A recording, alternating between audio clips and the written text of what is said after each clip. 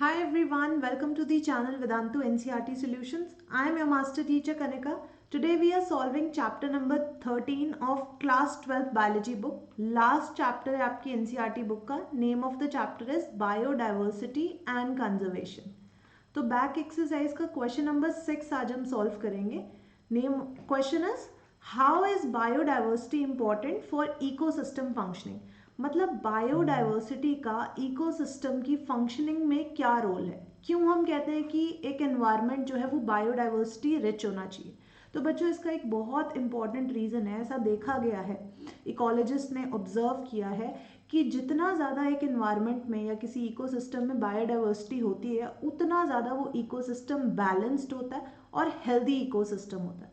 कहने का मतलब ये है कि जितनी ज़्यादा इकोसिस्टम में बायोडाइवर्सिटी होगी उतनी ज़्यादा स्टेबिलिटी उस इकोसिस्टम में हमें देखने को मिलेगी. चाहे वहाँ पर किसी भी तरह के स्ट्रेसेस हों, उस सिचुएशन को भी ओवरकम कर जाएगा वो पर्टिकुलर इकोसिस्टम, या फिर कोई एलियन स्पीशीज इन्वेड कर जाए तो भी it will be able to handle it. And of course one more important thing कि एक इकोसिस्टम में हमें पता है फूड चेन्स रन करती हैं, ऑलराइट, और फूड वेब्स भी रन करती हैं.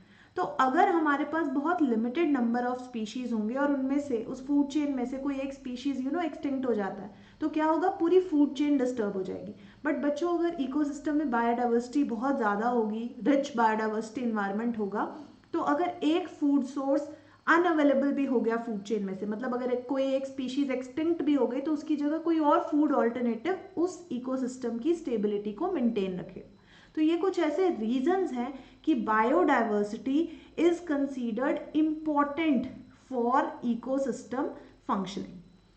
Biodiversity important for ecosystem functioning. Reasons क्या हैं इसके, ठीक है, तो वन बाय वन हम लिस्ट करेंगे. Why is it important? First of all बच्चों, जैसे मैंने कहा, हाई स्पीशीज डाइवर्सिटी, मतलब ज़्यादा से ज़्यादा स्पीशीज अगर एनवायरनमेंट में होंगे तो ऐसा इकोसिस्टम ज़्यादा स्टेबल होगा. High species diversity leads to greater productivity. Obviously अगर बायोडाइवर्सिटी ज़्यादा है तो प्रोडक्टिविटी भी उस इकोसिस्टम की ज़्यादा होगी. Leads to greater productivity and resistance towards alien species invasion. अगर बाहर से कोई स्पीशीज आ जाता है तो उसके अगेंस्ट भी बहुत अच्छी रेजिस्टेंस शो करेगा ऐसा इकोसिस्टम.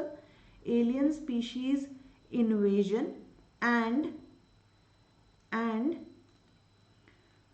Stress conditions. तो रेजिस्टेंस मिलेगी against alien species and stress conditions. Secondly बच्चों, कहने का ये मतलब है अगर ज़्यादा रेजिस्टेंस है, अगर ज़्यादा स्पीशीज डाइवर्सिटी होने के कारण ज़्यादा प्रोडक्टिविटी है, तो ऐसा इकोसिस्टम क्या होगा, ज़्यादा इकोलॉजिकली बैलेंस्ड होगा, right. So biodiversity helps to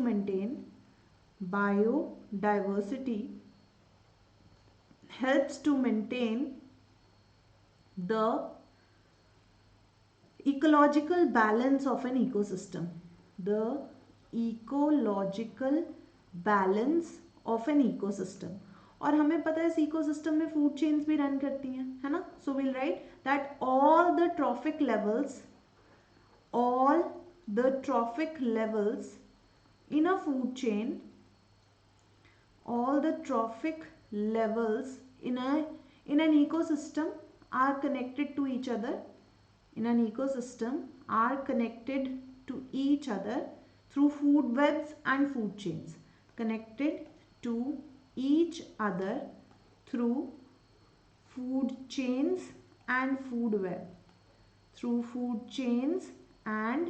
food webs. Alright, तो अगर इस फूड चेन में से कोई एक इंडिविजुअल, कोई एक स्पीशीज गायब भी हो जाती है तो उस केस में क्या होगा, फूड वेब फंक्शनल हो जाएगी, मतलब कोई और फूड ऑल्टरनेटिव उस इकोसिस्टम में अवेलेबल होगा to continue food chain. Alright, so if N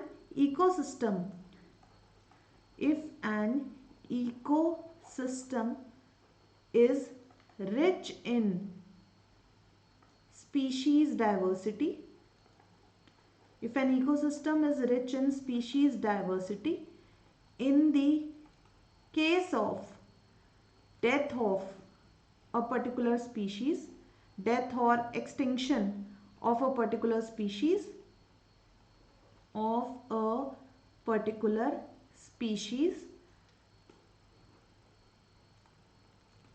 other food alternatives will be available. Other food alternatives will be available. All right, clear? So we can say that biodiversity plays, hence biodiversity plays a major role in ecosystem functioning.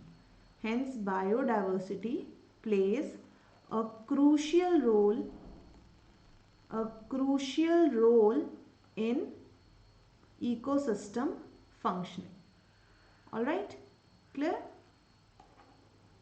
So this was question number 6, right? Question number 6 of your class 12 biology book, chapter number 13.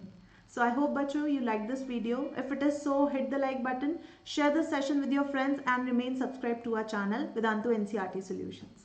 See you next time.